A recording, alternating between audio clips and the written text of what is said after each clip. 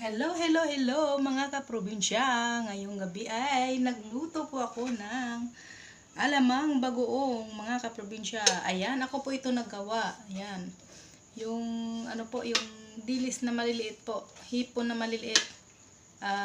Nilagyan ko po ng maraming asin, tapos nilagay ko sa isang bote. Tapos mga 4 na araw, ibinilad ko po sa araw.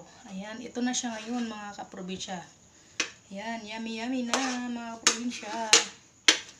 Ayan, ito na yung aking bagoong.